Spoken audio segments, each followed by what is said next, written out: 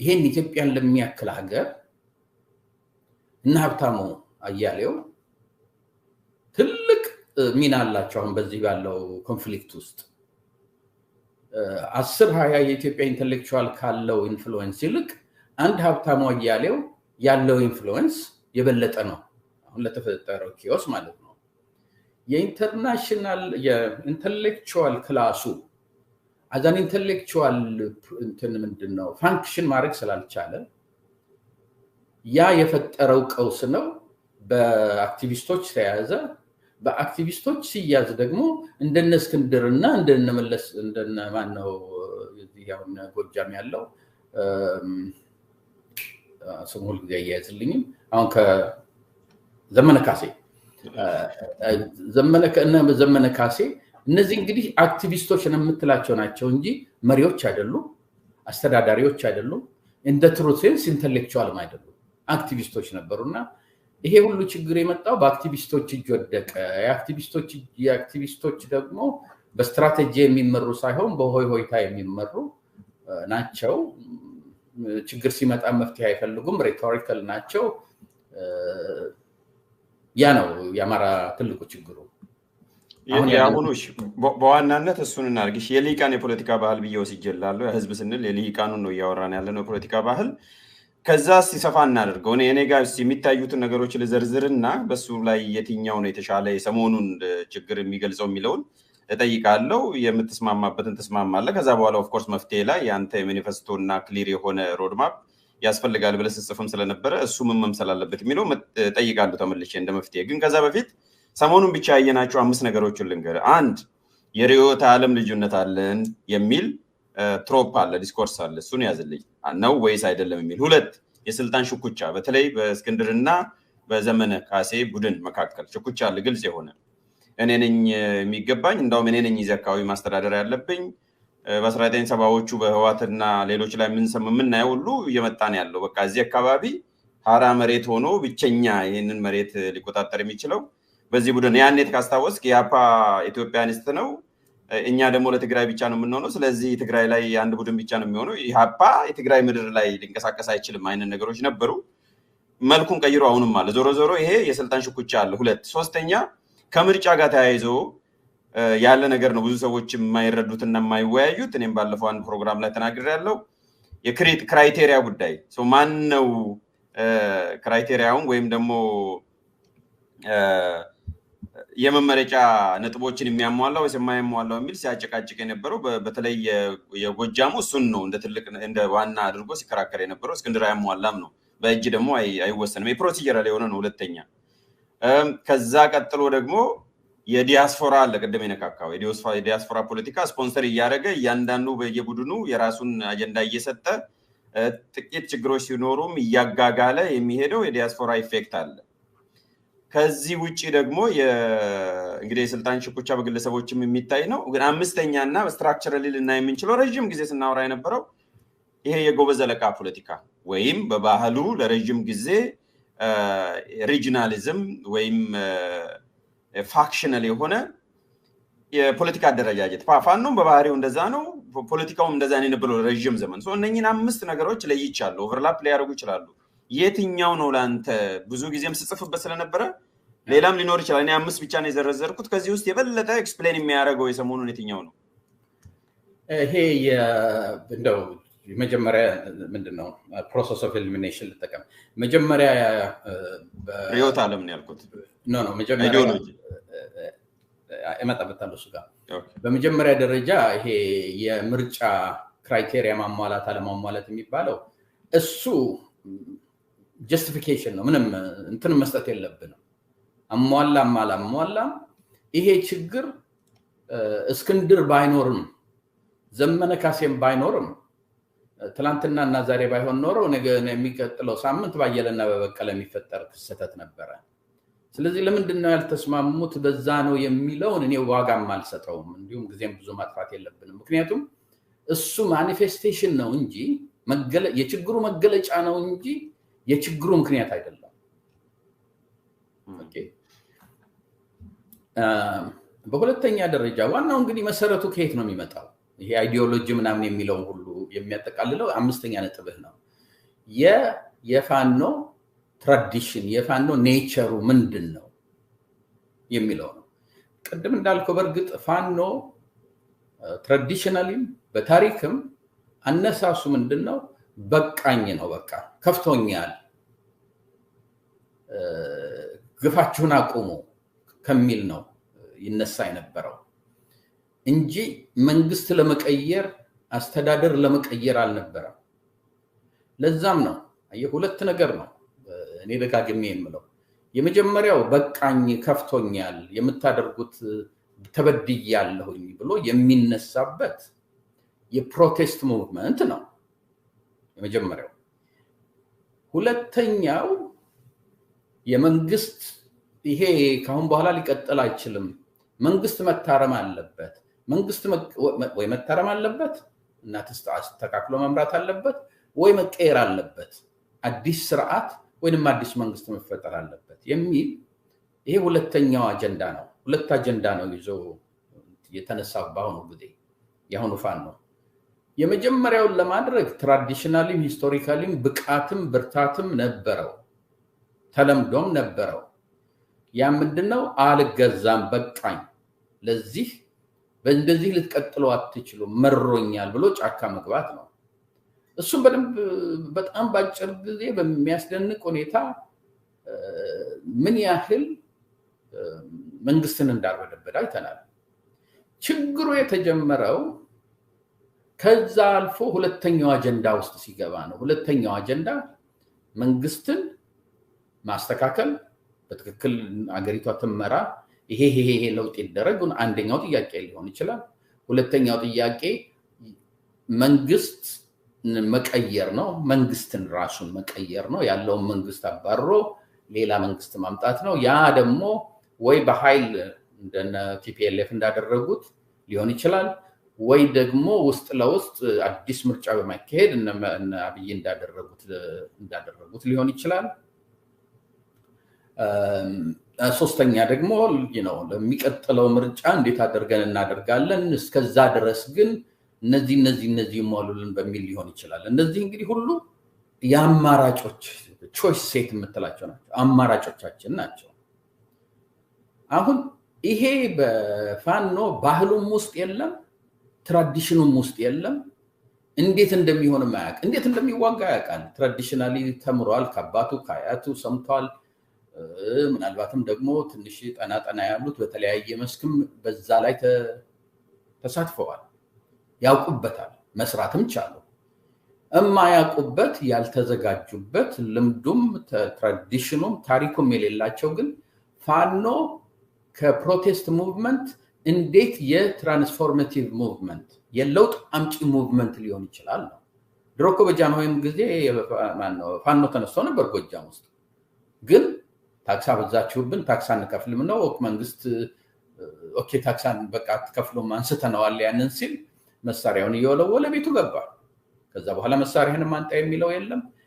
ክሊር አንደርስታንዲንግ አለ። ሆድ ብሷቸው ነበረ፣ በቃኝ ብለው ነበረ። መንግስት እሱን አስተካክሎላቸዋል። በሉ ተመለሱ፣ ወደ ስራችሁ ግቡ፣ ረሱ ነው ሰው ነው ሶፎር። ያችን አልፈው እዛ ውስጥ በሚገቡበት ጊዜ ለዛ ነው እኔ ከጁላይ ልክ ፋኖ ተነሳ ከሚባልበት ጊዜ ጀምሮ የፋኖን ሙቭመንት ከፕሮቴስት ሙቭመንት ወደ ትራንስፎርማቲቭ ሙቭመንት ለማድረግ ኢንተሌክቹዋሉ ተሰብስቦ የፖለቲካ አጀንዳ፣ የፖለቲካ ስትራቴጂ፣ የፖለቲካ ሮድ ማፕ ማውጣት አለበት። እነዚህ ነገሮች መስተካከል አለባቸው።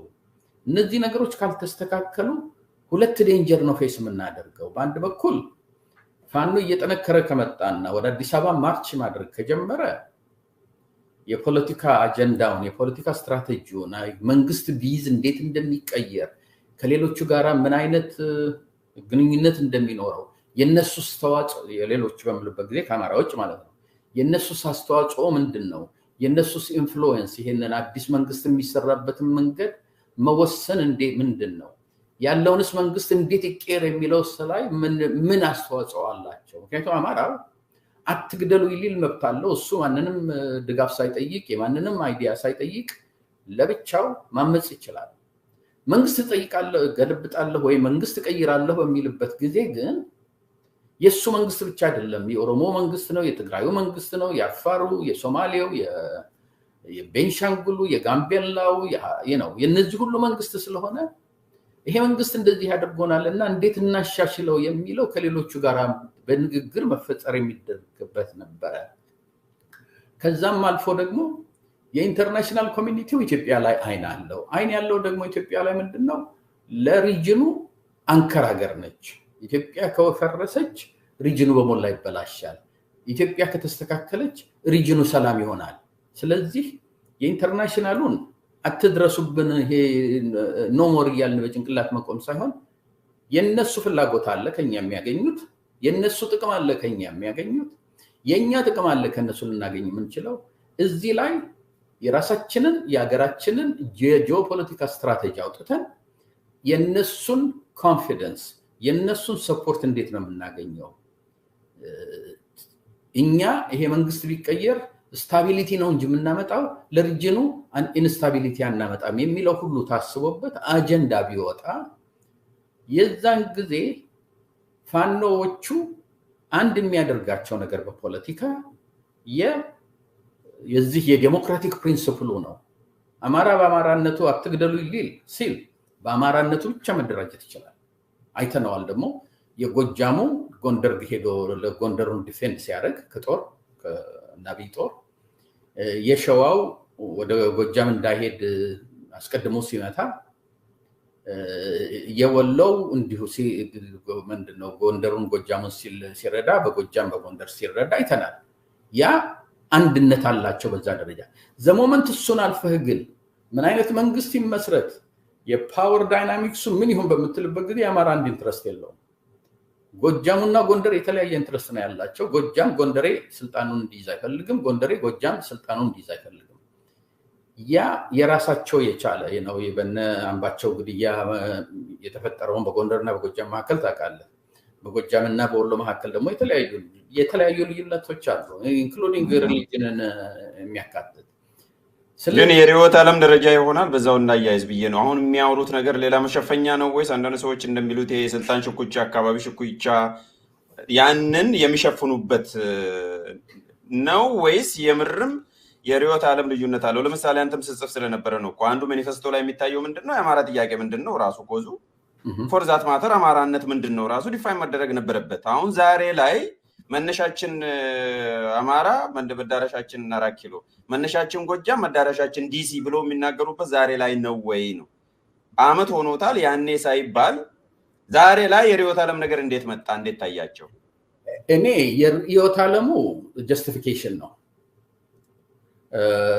እስክንድር መነሻችን አማራ መድረሻችን ኢትዮጵያ አለ መነሻችን አማራ ሲል ምን ማለት እንደሆነ ክሊር አይደለም ምክንያቱም ቅድም እንዳልኩህ መነሻችን የአማራ ኢንትረስት ነው ካለ አትግደሉን ነው ኦኬ ሁሉም ይስማማል ከዛ በላይ ግን መስማማት አልቻለም ከዛ አልፎ ምን አይነት መንግስት ምን አይነት አስተዳደር ምን አይነት እንትን የሚለው ላይ ኢቭን ከመንግስት ጋር ተስማምተን ኮንዲሽን አውጥተን መደራደር እንችላለን ወይ ወይስ አንችልም ወይ የሚለው ላይ ልዩነት የመጣበት እንትን አለ ይሄ ፓርትሊ የአይዲዮሎጂካል ልዩነት ሊሆን ይችላል አንዳንዱ ምንድነው አይዲዮሎጂ ነው ይመጥናል አይዲዮሎጂ ደረጃ ይደርሳል ወይ ነው ኢሊቬት ማድረግ የምንችል ነው አይዲዮሎጂ አካሄድ ልል እንችላለን አይዲዮሎጂ በመትልበት ጊዜ እንግዲህ አንዱ የነው ምሳሌ አሁን የትግራይ አንዱ ትልቁ ችግር ምንድነው እኛንን ኢትዮጵያን የሰራናት እኛንን ሲቪላይዜሽን ያመጣ ነው ስለዚህ በህዝብ ቁጥራችን ሳይሆን የሚሰጠን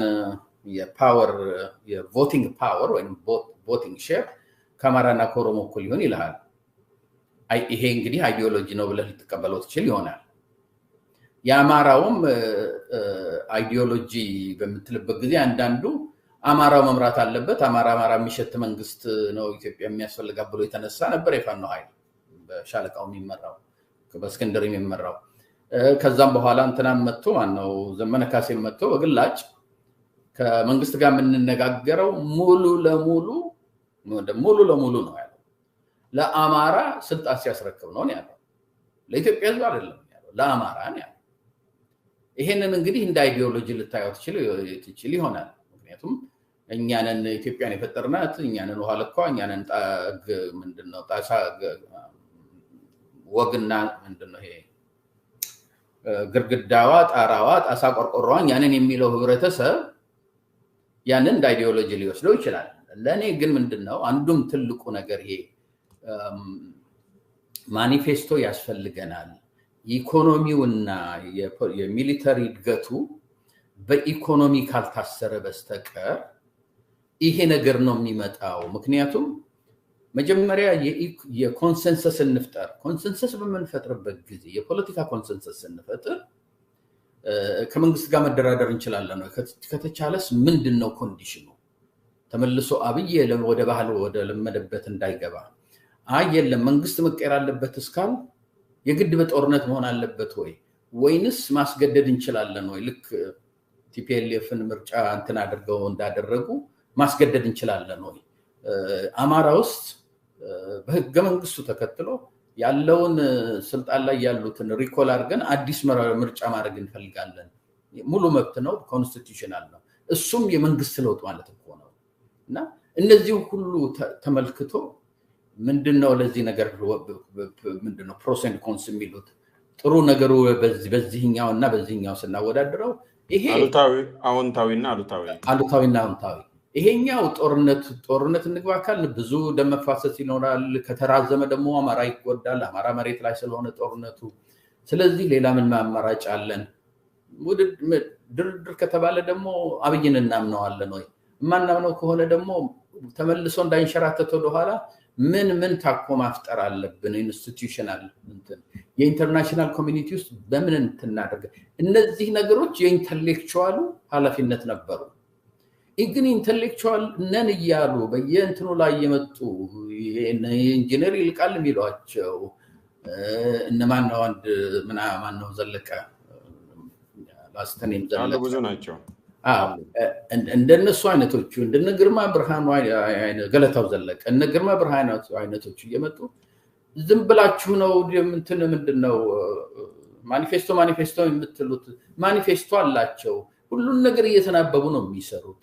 ሰላም ነው ሁሉ ነገር ሲሉን ከርመው እሱ ለትግሉ እንዲሆን ለፕሮፓጋንዳ እንዲመች አይመስልህም? ችግሮቹ እያሉ ቢሆንም እንደው ቤታችንን ዘግተን ነው የምናወራው እንጂ በየሜዳው ሄደን ኮንሲድ የምናደርግ ከሆነ ማኒፌስቶም የለንም ኮንሰንሰስ የለንም ብለን በአስተሳሰብና በአካሄድ ላይ የምንናገር ከሆነ ኮንሴሽን ነው የምንናገር ከሆነ የፋኖን እንቅስቃሴና ግስጋሴ ይጎደዋል ከሚል አንፃር አስበውስ ቢሆን ችግሩ የኢንተሌክቹዋል አፕሮች አይደለም። ይሄ የማየም አፕሮች ነው። ምክንያቱም ከማን ነው ሚስጥሩ የሚጠበቀው? መንግስት እኮ ያውቃል ማን እንደተጣላ ማን እንደተነጋገረ። የራሳቸው ኮሰላዮች አሏቸው። መንግስት ያውቃል ይሄን። ሁሉም ሰው ያውቃል። ማወቅ የሚገባው ህዝብ ብቻ ነው እንዳያውቅ የተከለከለው። የአማራ ህዝብ ነበር ይሄን ማወቅ ያለበት። ይሄ ነገር ተካሮ አሁን ባለበት ቦታ ላይ ሳይደርስ አስፈላጊውን ተጽዕኖ አድርጎ ለውጥ ሊያመጣ ይችል የነበረው የአማራ ህዝብ ነው እንጂ ይሄ ኢንፎርሜሽን ያልነበረው። ሌላውም አለው፣ መንግስት አለው ይሄ ኢንፎርሜሽን። የአማራ መንግስት አለው፣ አብይ አለው። ውጭም በሹክሹክታ ሁሉ ሰው እንደዚህ እኮ አደረጉ እንደ ሸዋ ላይ እኮ ተዋግተው 9 ሰው ሞተ ምናምን ይላል። ከማን ነበር ይደበቅ የነበረው? ከትግሉ ባለቤት ከአማራ ህዝብ ነበር። ብዙ ጊዜ ሲጽፍ የነበረው ምንድነው? እንደዚህ አይነት ነገር በመደበቅ የምታመጡት ነገር ቁስሉ እንዲመረቅዝና እንዲፈነዳ ነው እንጂ የምታደርጉት ሶሉሽን ሊያመጣላችሁ አይችልም። ይሄ በቀለንና አየለን እስክንድርና ዘመነን ግርማና በቀለ በማስታረቅ የምታመጡት ነገር የለም። ይሄ የዚህ ሶሉሽኑ አንድ ብቻ ነው። ያም የፖለቲካ አጀንዳ በመናወጣበት ጊዜ ሁሉም ይመጣሉ ማለት አይደለም። 60% ቢመጣ 50% ቢመጣ አጀንዳችን ይሄ ነው፣ ስትራቴጂያችን ይሄ ነው፣ ፍኖተ ካርታችን ይሄ ነው። እንትን ምንድነው በድርድርም ብለን ምን ከሆነ የድርድር ፕሪኮንዲሽኖቻችን እነዚህ ናቸው። ከኢንተርናሽናል ኮሚኒቲው ጋር የሚኖረን ግንኙነት እንደዚህ ነው። ከሌላ ህብረተሰብ ጋር የምንገናኝበት የምንተሳሰርበት አብረን ትግሉን የምናራምድበት መንገድ ይሄ ነው በምትልበት ጊዜ 50% ፋኖ በዛ ደረጃ ኢመርጅ አድርጎ ቢሆን ኖሮ ሌላው የለም እኔ በዚህ በትግል ምንድነው በጦርነት ብቻ ነው ማምነው ማኒፌስቶ አያስፈልገኝም መነሻ ኢትዮጵያ መነሻ አማራ መድረሻ አማራ ነው የሚለው ቢኖርም ቅሉ ማርጂናላይዝድ እየሆነ ይመጣል ሴንተር ኦፍ ግራቪቲው የሚኖረው እነዚህ አጀንዳ ያላቸው ስትራቴጂ ያላቸው ከውጭ ጋር መገናኘት የሚችሉ ፐብሊክ ሪሌሽን በደንብ ኮሚቴ ያላቸው በምሁራን የሚመራ የፖለቲካል አጀንዳ ሲኖራቸው ይሄ አሁን ያለበት ነገር አሁን ባለበት ደረጃ ላይ መምጣት አይችልም ነበር እሺ አጀንዳውን እናምጣው እንዳልከው እንደ ፍኖተ ካርታ አለው ፋኖ ባጭሩ ይቅርታ ላቋርጥ አይደለም በደንብ እንታብራራለን ነው ፍኖተ ካርታ አለው ቦልድ ሊስት እንነጋገር አንተም ፍኖተ ካርታ ያስፈልጋል ሮድ ማፕ ያስፈልጋል ከዛም አልፎ አንዳንድ ጊዜ ስለ ኮሚኒኬሽንም የጻፍከው አለ ስለ ዲፕሎማሲ የጻፍከው አለ ስለ ፍኖተ ካርታ ግን ደጋግመህ ጽፋል አንዴ ሁለቴም ጽፋል አሁን ፋኖ ፍኖተ ካርታ አለው ወይ ፍኖተ ካርታ ውስጥ እኮ ነው አማራነት ምንድነው የአማራ ህዝብ ጥያቄ ምንድነው ከዛ ቅድም የዘረዘርካቸው ለኔ ሪዮት ዓለም አይደለም ደግመዋለሁ ስትራቴጂ ነው የሚባለው ስትራቴጂ ትጥቅ ይሁን ወይም በማስገደድ ወይስ በማስወገድ ይሁን ያንን ስናረከ ሌሎች ጋር እናደርግ ወይስ ብቻችንን እናደርግ በአማራ ውስጥ የጎጃሙና ሌላው በጋራ ሆኖ ይስራ ወይስ ለየብቻችን እንሆን በኮንፌደሬሽን መልክ ይሁን አንድ ወጥ አደረጃጀት ይሁንን ከዛ በኋላ ከአብይ ጋር እንዴት ነው ዲል የምናረገው የምንመኛት ኢትዮጵያ ደግሞ ምን ፈጥራት በምን መልኩ ነው ሂደቱ የሽግግር መንግስት መቼ ነው የሚቋቋመው በማን ነው የሚቋቋመው የልሂቃን ድርድር በምን መልኩ ይሁን እያልኩ መዘርዘር ይችላል ይሄ የፕሮግራሙ አካል ነው የፍኖተ ካርታውን ሊሆን የሚችለው ከፋኖ አንፃር ሌላው ኢትዮጵያ ህዝብ ኦፌኮ መጥቶ ከተቀበለ ይቀበላል የትግራይም መጥቶ ከተቀበለ ይቀበላል በዛ መልኩ ነው የሚሆነውና አለው ወይ ይሄን እንደ ምሳሌ ነው ወሰርኩት እነኚህ የተዘረዘሩበት አንድ ወጥ ዶክመንት የኢትዮጵያ ህዝብ የሚያቀው እዛ ውስጥም የሚታወቅ ዶክመንት አለው ይፍኖተ ካርታ ከዛን ጀምር አለ አንተ የምታቀው ነው የለም የሚገርም ነገር ማን ነው ኢንጂነር ይልቃል የሚባለው የዛሬ አመት ገደማ ላይ አለ እንዲሁም 2 አመት በላይ ያለው ነው ሁሉ ነገር ያለበት የሚገርም አይነት እንትን ያለውና ስለማታቁ የለም ይያላችሁ አትበሉ ሁሉ ነገር የተሟላለው አለና